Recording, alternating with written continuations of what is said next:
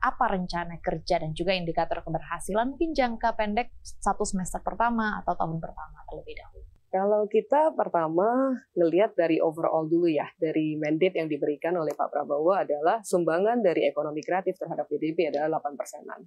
Nah, kalau saat ini, kalau mau disebut angka untuk semester 1, semester 2, saat ini kita lagi penyelarasan data dengan BPS. Makanya kita juga pas waktu kementerian terbentuk, salah satu yang kita langsung deketin adalah Bappenas dan BPS.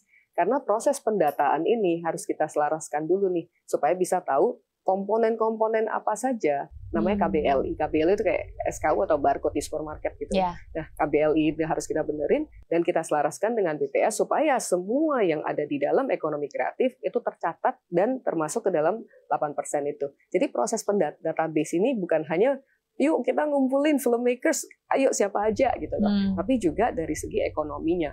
Nah, kalau dari segi tolak ukur, apa sih yang mau kita ukur in the end of the day ya? Itu hanya 2 yang kita lihat. Satu adalah economic value added terhadap economic value added, di mana dari nilai rupiahnya itu kita bisa kalkulasi per total GDP itu sama dengan persentasenya berapa. Yang kita ditargetin adalah 8. Kemudian kedua adalah total penyerapan lapangan pekerjaan.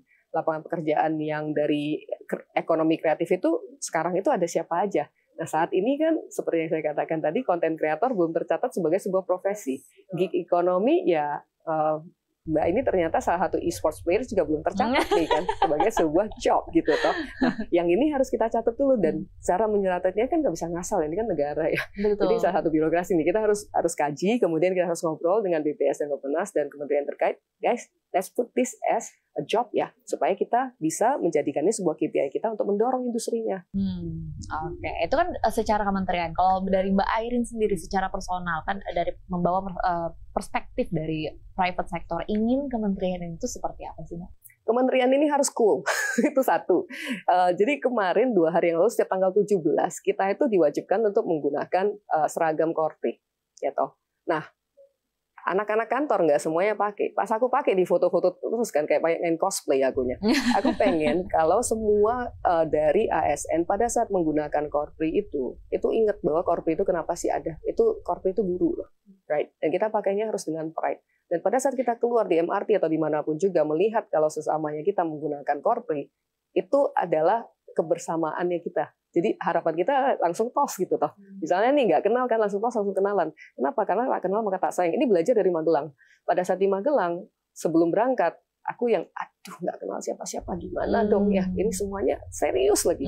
Tapi pas di sana karena kita di Magelang kan, dari baris berbaris. Oh, bahasanya dimagelangkan ya. Saya ngomongnya dimagelangkan.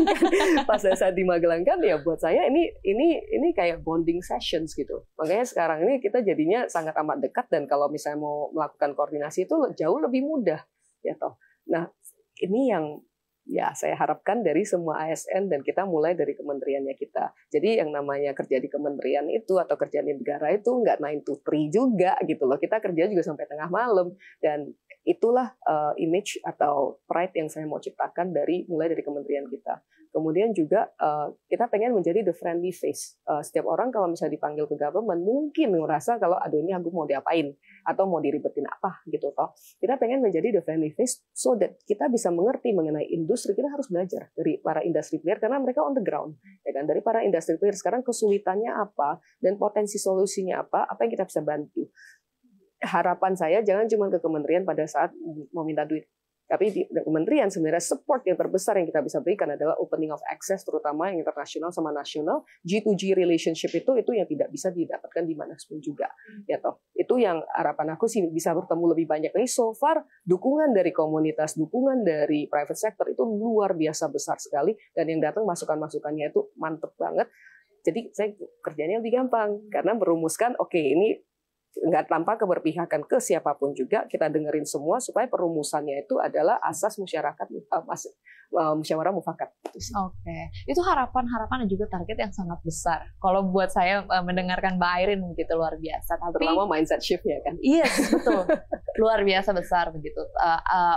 Kalau misalnya bisa tercapai itu sangat-sangat amat baik gitu. Doain sama bantuin sebagai warga negara. Tapi di sisi lain kita tahu pada saat ini ada satu tantangan yang semua kementerian sedang menghadapi, bahkan dari pemerintah daerah pun juga menghadapi. Bukan hanya pemerintah pusat saja, tapi berkaitan dengan efisiensi anggaran. Yang akhirnya banyaklah yang mengeluhkan juga menjadi tantangan untuk merealisasikan program kerjanya. Kalau dari Mbak Airin sendiri bagaimana melihat?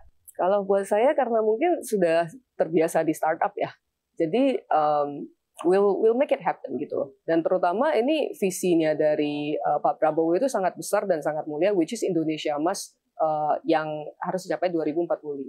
Dan visi ini ditransfer oleh Pak Prabowo, tapi sebenarnya ini untuk semua warga negara Indonesia. Dan jadi kita harus menyerahkan ya barisan, kalau semua yang harus dimagelangkan, ayo kita magelangkan supaya berbarisnya jalan kan. Dan visi bersama ini harus jalan sih, Mbak. Itu that's all I can say sih. Oke. Ya, Ini kita dan kalau efisiensi anggaran sebenarnya bukan hanya di kementerian atau bukan hanya di negara kita doang. Ini seluruh dunia lagi efisiensi kok. Betul. Ya kan? Dan pesan saya terhadap teman-teman di Ekraf hanya satu.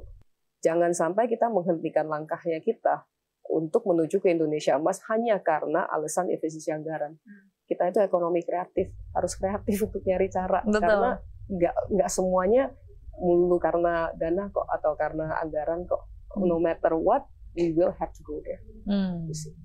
Oke, baik, luar biasa. Ini udah memasuki akhir-akhir dialog. Mungkin pesannya dari Mbak Airin kepada generasi muda, mungkin lebih spesifiknya lagi karena di bawah Ekraf ini kan gig ekonomi buat teman-teman konten kreator, buat teman-teman caster atau e-sports, filmmakers gitu. Pesannya apa sih? Freelance gamers gitu kan? Yes. Pesannya saya step into the light, jangan stop hiding behind the screen. Kita di belakang screen itu kita research, kita bermain, kita berkenalan lewat Discord. Tapi ada saatnya we need to step out in the lights because your voice deserve to be heard.